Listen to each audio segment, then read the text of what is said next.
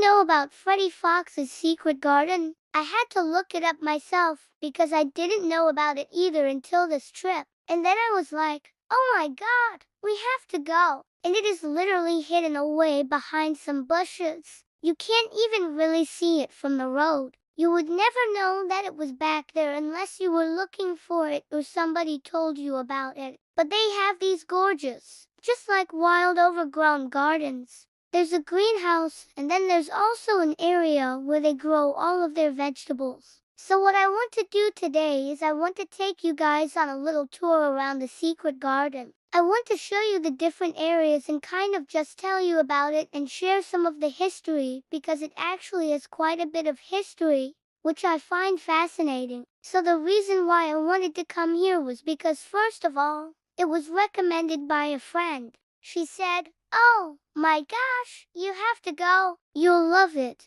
It's so beautiful. And I was like, okay, well, let's go check it out. And so when you drive up, you pull into this little parking area. The address is 4636 West 12th Street in Erie, Pennsylvania. And as you can see, it's hidden away back here. There's no sign. You would never know that it was here. They have a little courtyard area with a fountain in the middle, surrounded by flowers and plants. It's just very nice and relaxing and peaceful. So Freddie Fox was a local resident, and he was born in 1918, and he passed away in 2007. So he lived to be almost 90 years old. He purchased this property in 1940, and at the time it was all farmland. In 1958, he planted the first tree. That was the beginning of his collection, and throughout the years, he continued to plant more trees and shrubs and flowers. He added a greenhouse in 1970. He started this garden as a hobby. He was a World War II veteran.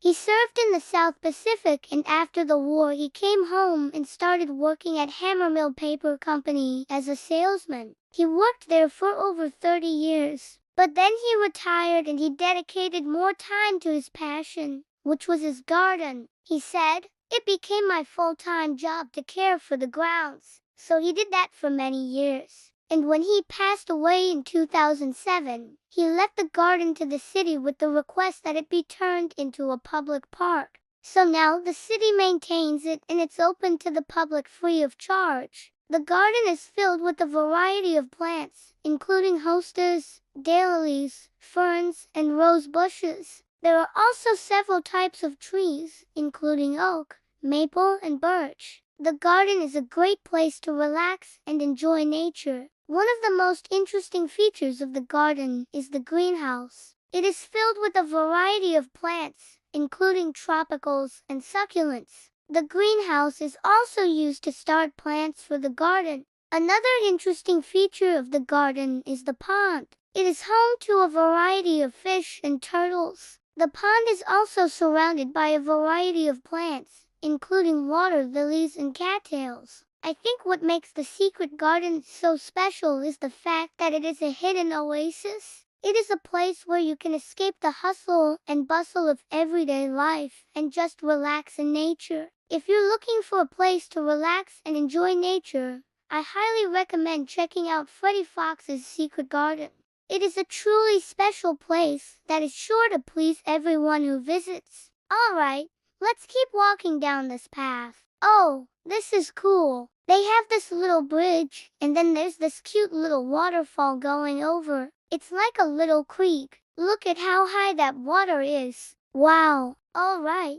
And then we're gonna walk through this little gate here, and we're gonna go into another section of the garden. This section is just filled with tons of hostas. All of these hostas are different varieties. I don't know the names of them, but they're just so pretty. I love hostas. I have several at my house. This one was probably like 5 feet wide. So yeah, these are just beautiful. I love the different colors. Some are blue, some are green, some have purple in them. Some are just plain green. And if you didn't know, hostas are actually one of the most popular shade perennials in the United States. In fact, during the 1990s, they were the #1 selling perennial. Now I don't know why people stopped buying them, but they are still very, very popular. I think what makes hostas so popular is their ability to thrive in shade. Most gardeners know that it can be difficult to find plants that will grow well in shade. Hostas are one of the few plants that actually prefer shade.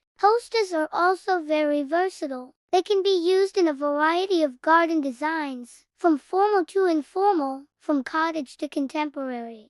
Hostas are also very durable. They can tolerate a lot of foot traffic, so they're good for high traffic areas. And they're also resistant to deer and most pests and diseases. Another reason hostas are so popular is their foliage. Hosta foliage comes in a variety of colors, from green to blue to gold to variegated. This makes it easy to find a hosta that will complement any garden. I should mention that not all hostas are created equal. There are some hostas that are more disease resistant than others. However, even the most disease-susceptible hostas are still less likely to get diseases than other plants. Finally, hostas are relatively easy to care for. They need to be watered regularly, especially during dry periods, but they're not needy. They don't need to be fertilized often, and they don't need to be pruned. If you're thinking about adding hostas to your garden, I highly recommend it. They're a great choice for shade gardens, and they're also very versatile and easy to care for. Alright, so now we're gonna go back into the main part of the garden. We're gonna walk past the gazebo. Look at how tall those trees are. Look at that. Oh my gosh. And we're gonna go over here to the vegetable garden. So in addition to the flowers and plants, Freddie also had a vegetable garden. And now the city uses this garden to grow vegetables that are donated to local food banks. How awesome is that? This garden is filled with a variety of vegetables, including tomatoes, peppers, cucumbers, squash, cabbage, and carrots. The vegetables are grown using organic methods, so they are free of pesticides and herbicides. There are several reasons why the city decided to use the garden to grow vegetables for local food banks. First, the city wanted to honor Freddie's legacy. He was a longtime resident and a World War II veteran. He was also passionate about gardening in the community. The city also wanted to provide fresh, healthy food to those in need. Many of the people who use the food banks are struggling to make ends meet. They may not have the money to buy fresh produce, or they may not have access to a grocery store. The vegetables grown in the garden are a welcome addition to their diet. Finally, the city wanted to create a sense of community. The garden is a place where people can come together and work towards a common goal. It is also a place where people can learn about gardening and nutrition. I think it is wonderful that the city has decided to use the garden to grow vegetables for local food banks. It is a fitting tribute to Freddie, and it is a great way to help those in need. So if you're hungry and you're in the area, stop by the garden and see if they have any fresh vegetables available. You may have to wait in line, but it's worth it. Well, we've now come to the end of our tour of Freddie Fox's Secret Garden. I hope you enjoyed learning about this unique and special place as much as I did. If you're ever in the Erie, Pennsylvania area, I highly recommend checking out the garden. It is a truly special place that is sure to please everyone who visits. Thank you for watching our video. We'd love it if you could leave us a like and subscribe so you can join us back here for more fun next week.